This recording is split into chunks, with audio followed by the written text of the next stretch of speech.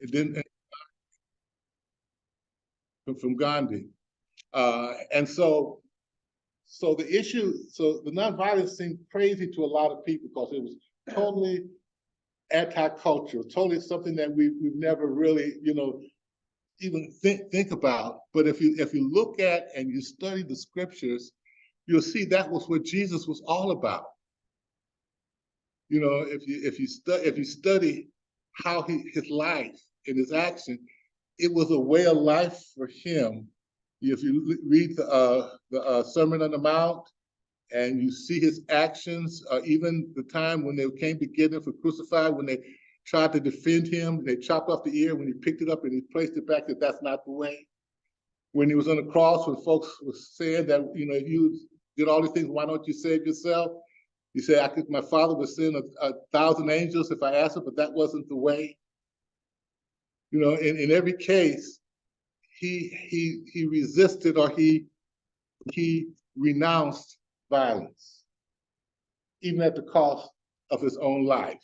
And if you study the works of Gandhi and the works of King, they also, based on that basic principle, is that we're not going to copy your violence on us. Okay? That was the key. And so I wanted to know more about that. And one of the persons that helped me to understand that was when I began to work with Rene Girard. Now, I have written in journals, articles, and in books, around this work. And so if I start moving fast, I want to try to slow down, because we have plenty of time to really get at some of these issues. And the first thing I want to talk about is acquisitive mimetic desire. Hit the next one. I don't know if y'all can see. It's going to be on the. Okay. Now, you asked a question, James. James asked a question on the 4th chapter: is where do conflicts come from? Where do wars and fights come from among you? Do they not come from your desires for pleasures that war in your members? You lust, you do not have, you murder, you covet, and you cannot attain, you fight, and you war. The essence of that, what he's saying, where does it come from? And basically what he's saying, it comes from your desires for pleasures that war in your members. Now, if you remember when Paul talks about, in the 7th chapter of Romans, every time I try to do good, it's not in me. I know the law, I know it's good, but every time I try to do good, there's something that's always before me. It's a wrestling that's going on within my members. The spirit, and the carnal part of me is they war in my members, and it's tearing me apart. He talks about that. Then he said at the end, thank God for Jesus Christ. Because I go around with this body of death. What he's saying is that there's something that's tied to me that I can't get rid of. So thank God for Jesus Christ. And what does it mean by that? Walking by the Spirit. And that's sort of the essence of what we're talking about. Let's go to the next slide. Now, what is this body of death? And I think with Walter Wink, who studied the New Testament in engaging the powers, what he says, that violence is the ethos of our time. You know what he's saying? Violence is the spirit. It is what undergirds our whole times. It is the spirituality of the modern world. Violence is. I mean, you can see that when you think about spirituality, the thing that connects, the things that permeates, the things that animates. Violence is the spirituality of the modern world. It has been accorded the status of religion. Okay? I mean, if you think about it, even our games, our cartoons, our commercials, our movies, violence is always almost at the essence of it, demanding from its devotees absolute obedience unto death. Its followers are not aware, however, that their devotion that they pay to violence is a form of religious piety. Just, begin to let these words in and just think about violence in another way than how we ordinarily think about it. Violence is so successful as a myth precisely because it does not seem mythic in the least. Violence simply appears to be the nature of things, that it works, that it's inevitable, the last and often first resort of conflict. I think about the news, think about what's going on, think about everything, and think about how we cherish who our heroes are, who are mythics, who creates mythology. Just let that sink for a while. Now, I'm looking at James again, and this is what he has said. He's called acquisitive. Acquisitive means just to grasp, to get, to have, to reach for. To be acquisitive. That's literally what that word means. Mimetic means to copy, means to imitate, mimesis, to imitate, desire. What James is saying is that what is causing the conflicts with you is your desire that mimics the world.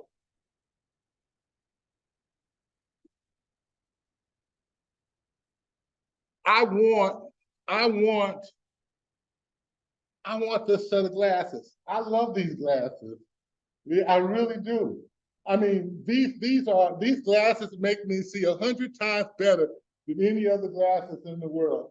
And what I'm trying to do is not just the glasses, but it's my love for the glasses that makes other people want these glasses. Look at any commercial on TV. That you see a person, they're beautiful, or they're a star, they're somebody you want to be like, and they love this, so I love it too. Okay? Have you ever been in a room with some little children, and one child has a toy that he just really likes? The other toy has a perfectly good toy, but he puts down his toy and reaches for this one. Have you ever seen that happen? You have a girlfriend one time, and we weren't getting along, and I got used to it. I just sort of put it aside. My best friend got interested in her, and right away he was not my best friend anymore. Not because of her, I've already said it, because it's desire for her. You understand? That's conflict, friendship with the world. It's that we seek to copy the things of the world. Money has no value at all unless other people want it. It's just paper. It is built that paper is worth something because other people think it's worth it. It's worth it. If you have decided that money is not worth anything more, it won't be worth anything. But because most people do, it's desire. It is not the thing itself. It's not the object itself. It's that other folks desire it, and you copy their desire. And when you do that, that makes you a rival. And that's what conflicts. That's what James is saying. Conflicts come from, and that's what Jesus says come from too. So next slide. Acquisitive mimetic desires, our desires to possess that which most desires, leads to violence. Why is there a war in Ukraine? Why is there a war in the Middle East? Why are we getting ready to fight the largest country in the world over a little island? It has value. Why does it have value? Why do any of them have values? Go ahead. How does the origin of family, private property, and state, how does that fit into this equation? Well, go ahead. How would you think it would fit in the equation? Uh, Because you're absolutely right. That's the center of the law. I mean, that's how. Go ahead. Yeah. well, you acquire, Uh-huh. whatever, you have a desire for, you acquire, but you need the state to protect it From who? from the ones that want it. They want it because you want it. And- Right. And so you have to have, you're right, you have to have law. That when I went back earlier, when I talked about primitive society, the issue of taboo, where did that come from? I have a piece of land that is great land. My neighbor's land maybe not be as good, but he covets my land. Now, if he's stronger than me, he can just come in and take it. You know, the rivalry. You know, and and he has a cousin who didn't like that, he's gonna take revenge on him. And then he has a cousin, because it's all family network, and they're gonna take revenge. Before you know it, just like the Hatfields and McCoys over a pig, you have generations long battles and wars that can tear the community down. You can't have community like that. So at some point in time, you have to say, you know what? The reason why y'all fighting over this pig is because of these two people here, So we're going to get rid of them. We're going to lynch them. We're going to create a mob. We're going to join together and say it's their fault that we're fighting over this land. And so we're going to get rid of them. Okay? And then that's going to bring peace to the community again. Because you've gotten rid of the reason why. Then I'm going to say, as a group, we're going to say this land is now taboo. It's taboo to go and try to take somebody else's land. It's against the law. It's against the religious law at one time, because there was no other law than religious law. So it was against God. Thou shalt not covet your neighbor's wife, pig, animal, or anything else. That's the law created by God. And to go against that law, you're not just going against your neighbor, you're going against God. That's the basis of our legal system. Okay? It is the purpose of it, religion at first, the purpose of it was to deal with this issue right here, to deal with people fighting over something. And we're saying now we're going to create a taboo or a law that says who this belongs to you. So you write a deed and so forth, and it's backed up by the whole country or the whole state or the whole community. Because we know that if we don't do that, then it's no longer order. So you need law and order. Okay, in order that this mimetic nemesis don't get out of line. Because if you didn't have law, people would just, and then there'd be revenge over and over again for centuries, over and over again, unless you break the cycle. And when you have nonviolence, what King was talking about, what I do is that, I don't, because this violence over and over again is one people copying the other person's violence. Because the object is lost and it's just looking at the other person. Until you turn the other cheek, there's no more slapping. But if I slap you back, we're gonna slap each other to death. Okay? And when this is Jesus' third way. And then when he says, if somebody tells you, if we were talking about if a Roman soldier asks you to carry his bag for a mile, don't stop at 1 mile, go 2 miles. Well, why did he say that? Because there was a law against the Roman soldier compelling the local citizens to take their bag more than 1 mile. That's what had mile markers on the roads. Okay, and if he compelled them to do more than that, he gets in trouble with his officer. You understand? Because he has disobeyed. So that nonviolent direct action by carrying extra miles, you are fighting back, but you're not copying the same violence that the other person did on you. That's what Jesus said. Bless those who curse you. Because if I just curse you, you're just going to curse me back. But if I bless you, even though you cursing me, that cuts it off. That renounces violence. You understand what I'm saying? Let's go to the next one. How does envy? Well, envy is that's envy. What is envy? Your desire for it. Desire, because I envy you because of the position that you have. I envying what you think is most important. You have a beautiful wife. I envy you because of how much you love your wife. If you didn't care for her, I may not be as interested. But envy is that I'm envying what somebody else possessed, but actually what I'm envying is their desire for that something else. Because if they didn't desire, you wouldn't either. But you said something earlier on, it struck my interest too. You know, we were talking about the stuff that's happening over in Israel and even in our country. You know, violence and we become callous.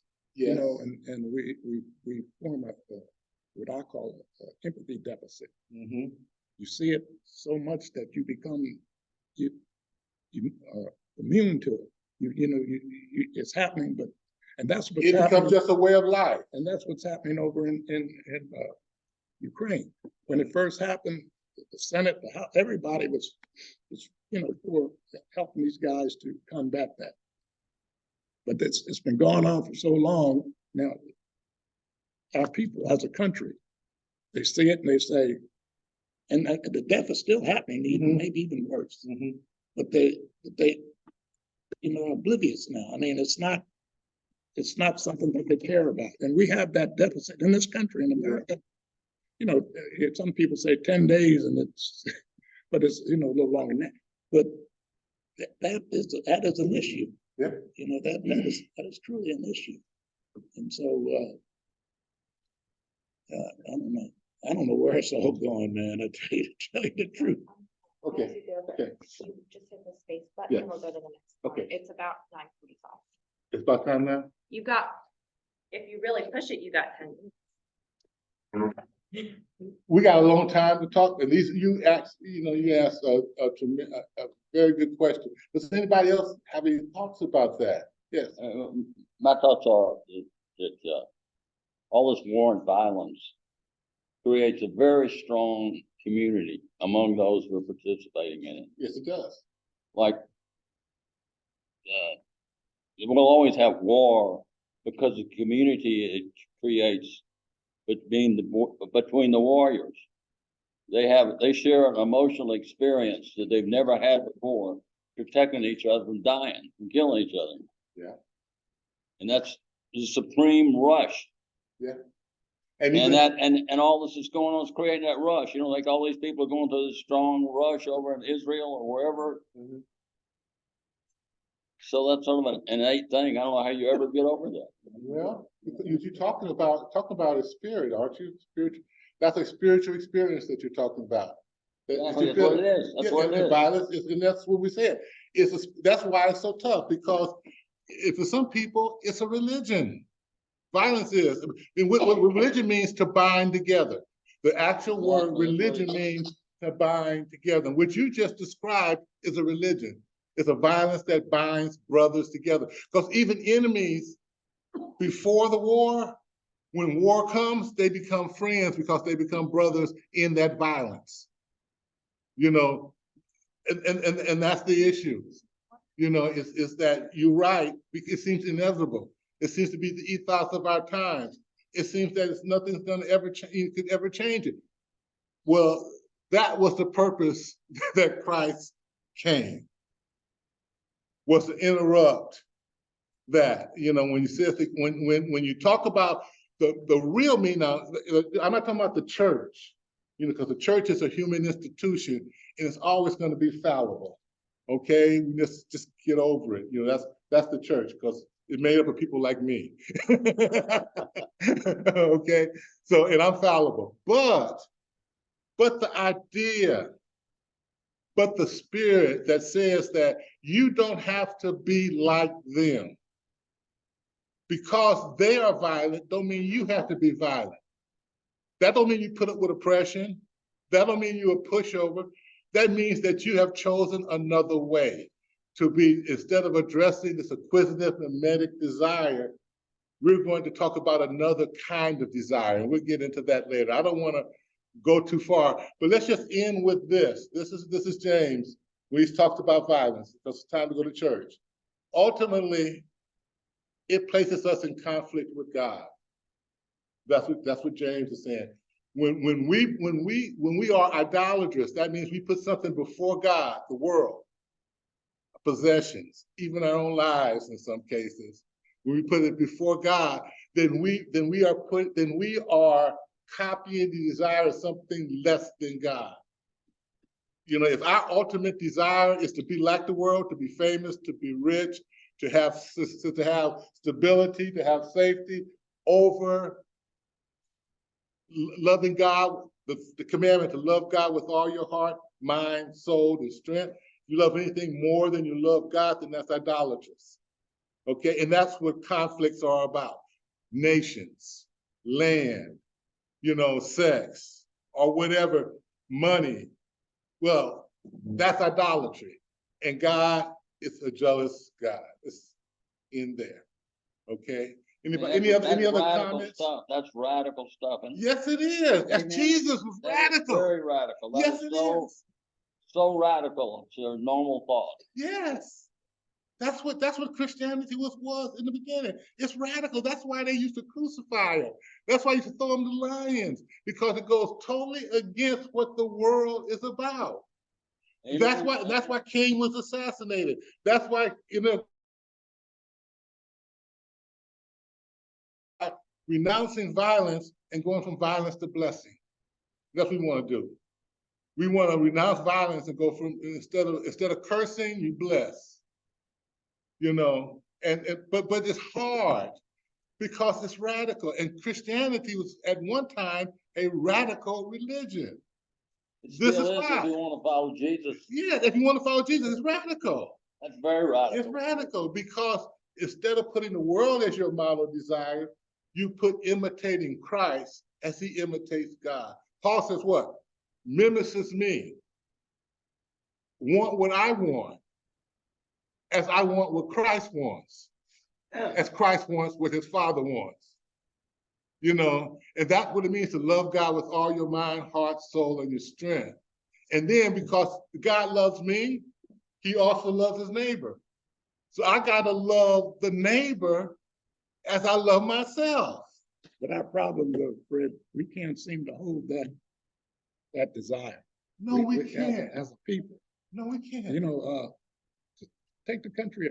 Our number one civic religion should be our democracy. And you look what they're doing to it.